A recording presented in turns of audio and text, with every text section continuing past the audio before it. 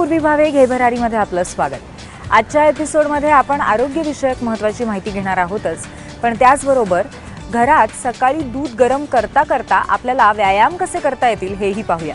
सुरुवात करूया आजच्या एपिसोडला। आजच्या एपिसोडमध्ये घेऊन आलोय काही खास तुमच्यासाठी।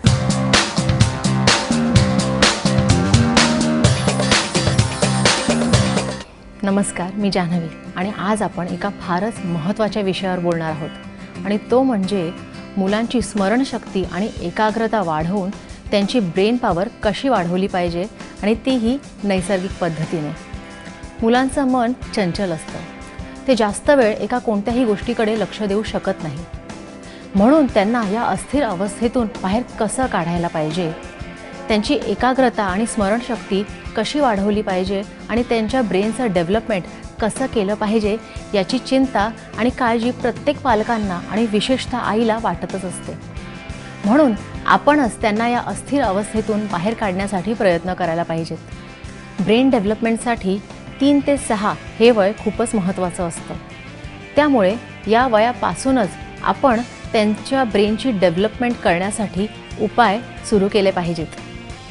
जसं आपल्या शरीराला आहार, विहार आणि निद्रा या गोष्टींची गरज असते, तसंच आपल्या मेंदूला सुद्धा पौष्टिक आहार, व्यायाम आणि झोप या गोष्टींची गरज असते आणि तरच मेंदूची कार्यक्षमता वाढते, मेंदूचा विकास होतो आणि स्मरणशक्ती टिकून राहते। म्हणून आपण मुलांना पौष्टिक आहार दिलाच पाहिजे। मुलांना आहारात सतत रंगीत फळं आणि रंगीत भाज्या दिल्या पाहिजेत। त्यात भरपूर प्रमाणात जीवनसत्व असतात आणि त्यामुळे ब्रेनच्या न्यूरॉन्सला पोषण मिळतं। आपण मुलांना ॲपल, मोसंबी, ब्रॉकली, कॅबेज अशा गोष्टी देऊ शकतो। लसूण, आलं, दही, गाईचं शुद्ध तूप या गोष्टींमध्ये सुद्धा भरपूर पोषण आहे आणि ते ब्रेनला फारच चांगलं पोषित करतात, म्हणून मुलांना आपण या गोष्टी दिल्याच पाहिजे। मुलांच्या आहारामध्ये प्रोटीन्सचा समावेश नक्कीच करावा। ते आपल्याला अंडी, मासे, चिकन या गोष्टीतून मिळू शकतं।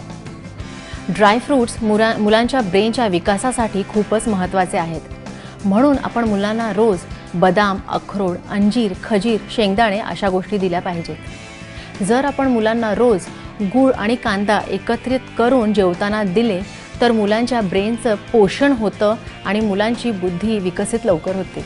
मुलांना रोज रात्री झोपताना 1 चमचाभर पाण्यात उगाळलेलं वेखंड दिलं पाहिजे। हा वेखंडाचा उगाळा जर आपण नियमित मुलांना दिला तर स्मरणशक्ती आणि एकाग्रता तर वाढेलच, पण फीट येणं, फेफरे येणं अशा प्रकारचे मेंदूचे विकारसुद्धा होणार नाहीत। आपण मुलांना रोज सुवर्ण जल दिलं पाहिजे। सुवर्ण जल बनवण्यासाठी एखाद्या स्वच्छ भांड्यामध्ये अर्धा लिटर पाणी घ्यावं, त्यात 2 स्वच्छ धुतलेल्या बांगड्या घालाव्यात आणि ते पाणी चांगलं उकळावं आणि हे पाणी थंड झाल्यावर दिवसभरामध्ये थोड्या प्रमाणात मुलांना देत राहिलं पाहिजे। आपण अगदी लहान मुलांना म्हणजे 3 ते 6 वर्ष एवढ्या मुलांना सुद्धा आपण हे पाणी देऊ शकतो, पण त्याचं प्रमाण थोडंसं कमी असावं। तुम्ही त्यांना 3 ते 4 चमचे दिवसातून 2-3 वेळा देऊ शकता। सुवर्ण जल नियमित मुलांना दिल्याने मुलांची स्मरणशक्ती तर वाढेलच, पण त्याचबरोबर त्यांची रोगप्रतिकार शक्तीसुद्धा वाढेल। मुलांना रोज 8:30च्या आत 15 ते 20 मिनिटासाठी सूर्यकिरणांमध्ये बसवलं पाहिजे। सूर्यकिरणांचा आपल्या मेंदूवर खूपच चांगला प्रभाव दिसून येतो।